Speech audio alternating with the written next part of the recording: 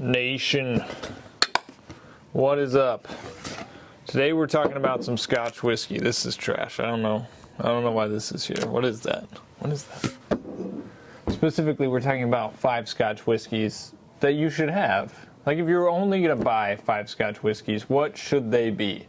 Scotch is a unique deal. I mean, every whiskey is slightly unique, but it comes in flavor patterns, regions, terroirs, etc., that are pretty well categorized. I mean, it's been around forever. It is the elder statesman of bourbon, which is why I'm dressed the way I am. I'm paying homage to the air around Scotch. I mean, I don't think it needs to be douchey, for lack of a better term, pretentious.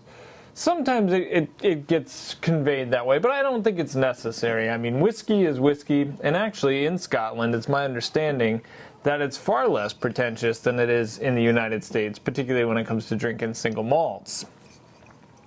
That's neither here nor there.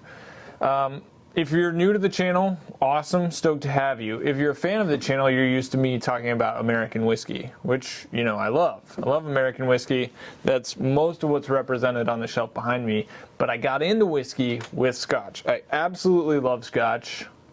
It's pretty freaking good. And I'll probably be doing more Scotch whiskey content here in the days ahead. But we're starting off with what I think is pretty foundational. And we're riffing off the bourbon videos that were so popular there about 6 months back. You only need 5 whiskeys. They meant bourbons on your shelf. Well, I'm going to say you only need 5 scotches. And here's what they are. Right before we get into that, if you want more content like this, if you like this video, go subscribe to my channel. Just right below the little video screen there, you can hit the subscribe button. That'd be swell. Also like the video. The first Scotch whiskey you need is not Oban 18, but we're going to get to that. The first one you need is sort of a classic Highland style, classic Speyside Scotch whiskey. Generally unpeated, not always, but generally unpeated, and often involving decent amount of use of American oak and sherry. Now for that I got to recommend Glenfarclas 15. I almost went Glenfiddich. I like the Glenfiddich brand. I like the viscosity of those scotches. But Glenfarclas is really under the radar distillery. Really unflashy bottles. Kind of, I mean, classy, but almost bad in their marketing. I'm going to go with classy because it's very understated. But that means that the whiskey, cost-wise, is not bad. I mean, you can get a decently age-stated Glenfarclas for probably about $20 less than you could a major distillery. Glenfarclas 15 is right in the money zone. Glenfiddich 12 is awesome. Glenfiddich 17 is extraordinary. Glenfiddich 15 is that nice, like, oh yeah, I'm all about this. Honey, a little bit of sherry influence. You get enough barrel time in there where there's some wood character. You're getting a little leather, very smooth, velvety mouthfeel. Touch of like cinnamon in there as well. But it's a Scotch that if I'm introducing somebody to Scotch who's never had it before, I don't probably want to start them with something peated. I want to go with something that's pretty mellow, pretty awesome, pretty sweet and fruity. And Glenfarclas 15 does it.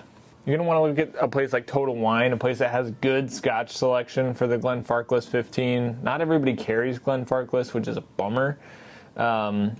If you can't get that, substitute the Glenfiddich 15-year-old. That's a Solera vatted, you know, similar kind of barrel influence. Obviously different distillery, but right down the road in Speyside.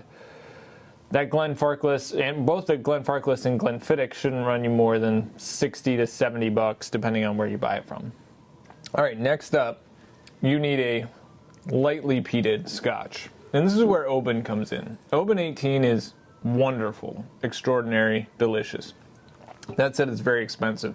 I got this bottle for 50% off. I don't know why this, it was a grocery store I got it at, selling it for 70 bucks.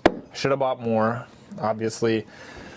Anyway, normally it's like 125, pretty expensive. I think it's worth it, but it's not something I'd say if you only have 5, get this one. I'll take a step down and I'll go Oban 14. Get some citrus in there, a lot of vanilla custard type vibes. little bit of salinity, like from the peat smoke. You don't get, it's not very smoky, but you get some like coastal vibes, like you're drinking whiskey by the sea, which Oban's not. Yeah, it's on the sea actually, west coast, Scotland. Technically Highlands, but very different from the Glenfarclas or Glenfiddich that I was talking about earlier. Not quite as sweet, maybe a little more black pepper. The Oban 18 is just going to deliver a little bit more richness than the 14. 14 is a little bit brighter, but really phenomenal. Oban is probably my favorite Scotch distillery. So the Oban Little Bay is an awesome budget option. Oban 18 is a great topper shelf option. Oban 14 is a great whiskey if you only have 5 Scotch whiskeys, which is what we're talking about. Before I go to whiskey number 3, I need to make a remark. If you're new to Scotch whiskey, when I say lightly peated, Scotch is made with barley. That's what single malt means. It's 100% barley. Well, single malt means more than that, but it starts with that. And in many Scotch distilleries, they dry the barley out with smoke from a peat fire. And peat is like a clayish mud pulled from Scottish peat bogs. Kind of crazy. I mean, it's basically it's decayed organic matter that just stores up over a bunch of years in Scottish bogs, and then they use that to smoke barley before they make whiskey. So not something you'd think would be, like you wouldn't just deduce that people would do that, but it yields a really interesting, very Scotch flavor to whiskey, and it shows up very lightly in a lot of distilleries, including Oban. There are videos on YouTube about peat smoking Scotch. Just search peat and Scotch or peat smoking Scotch. I'm sure you'll find something dope. Whiskey number 3, and this is important if you're a bourbon lover. This whiskey, like I'm not doing this for the bourbon lover, but I'm conscious that a lot of you in my audience, you're bourbon lovers. So if you love bourbon and you're getting into Scotch and you don't like maybe how mellow Scotch is, or you don't like the smokiness of it, or you want it to be sweeter, I understand all of those objections. And there's answers out there. One of them is a cask strength, pretty heavily sherried Scotch that is dessert all over. It's caramely even, like it's caramel and it's fruit, and it's got some kick in its cask strengthness. And that would be Aberlour Abunad. If you're a big fan of continuity errors, this episode's going to be right up your alley, because I recorded the entire episode and then found out that the focus was off on the back half, so we're back again. As I was saying about Aberlour, why I don't have much else to say. It's cask strength, heavily sherried, very sweet, caramely, dark fruits. You get cherries up in there. Still good viscosity though, like it drinks below its proof point but packs a wallop. It's got some heat, you know, in contrast to a lot of Scotch, particularly Highlander Speyside Scotches that are pretty cello and mellow and chill. I highly recommend the Aberlour Abunad for those who like cask strength bourbons and they're looking for something semi-comparable in the Scotch world. Whiskey number 4 is, I think, classic peat. You need a peated Scotch. If you only have 5 Scotch whiskeys, you need one that's kind of classically peated. Whereas the Oban is, you know, light and, you know, coastal and salty, and you know, you just get the suggestion of smoke. You want one that's going to deliver for you, one that pairs perfectly with a cigar, right? I mean, a good smoky smoking experience. And I think the best everyday one is really Lagavulin 16. If you went with Ardbeg, it's just like a smoke bomb, like oily bacon grease lit on fire and kind of buried in dirt. Lefroy is pretty funky. Bowmore is not quite peated enough, where I think Lagavulin is that great, really well balanced, sweet, smoky, everyday peated experience. Now granted, it's not super cheap. I can get it $75 down the road. I'll probably go get one later for that. Oftentimes though, I see it 90 to 100, 16-year-old age stated. If you can get it for 75, you should. It's a good value for sure. And I think it's a great everyday classic peated Scotch. Whiskey number 5 is something top shelf, but I think we need to go beyond top shelf a little bit. We also need good finishing. Like we need something, we already talked about sherry a lot. We talked about bourbon. Bourbon casks get used a lot. Another thing that gets used a lot is port. Port's another fortified wine and delivers some awesome flavors when compared with malt whiskey in Scotch. So an awesome top shelf ported Scotch is Balvenie 21. So Balvenie sounds more distinguished. We're going to go with that. It's super rich, big raisins, plum and prune. I mean, it's a different kind of dessert. It's a darker dessert than, say, the Aberlour Ravenade. And it's also not as proof heavy, and it's also got more time in a barrel, so it delivers a little bit more oakiness than, say, the Aberlour would. But I think, you know, after you've had dinner, if you're entertaining somebody you want to impress and you want them to like the whiskey, then gosh, I mean, that Balvenie 21 Portwood, that's going to do it. That's kind of the perfect option.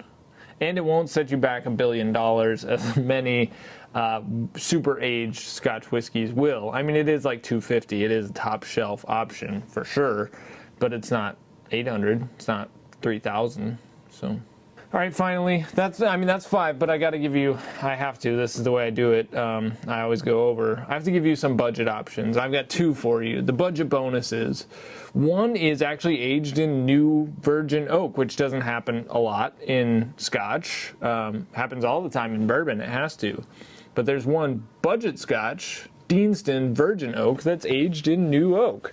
It's a young Scotch, but you wouldn't know it because it's hitting that freshly charred wood. Not for very long, mind you.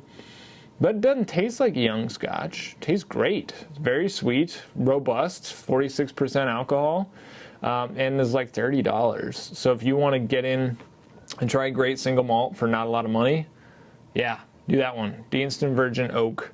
The other one would be Auchentoshan American Oak, which is aged in bourbon casks, and you get big sweetness. I mean, it's bourbony essence. Easy to like Scotch for sure. Still kind of low proof. Very common among Scotches. But yeah, super easy to like, and one that you can get for like $35. So both that Deanston Virgin Oak, Auchentoshan American Oak, pretty solid single malts that won't run you a lot of money. So that's it. That's Drew P's 5 Scotch whiskeys. If you could only have 5, those are the 5 that you should get. If you liked the video, get down, like the video, and subscribe. I got more Scotch whiskey coming, particularly as we address the problem with Scotch whiskey, or why I kind of didn't get as heavy into Scotch as I got into American whiskey. We're going to talk about that, and I think the company that's solving Scotch whiskey's problems.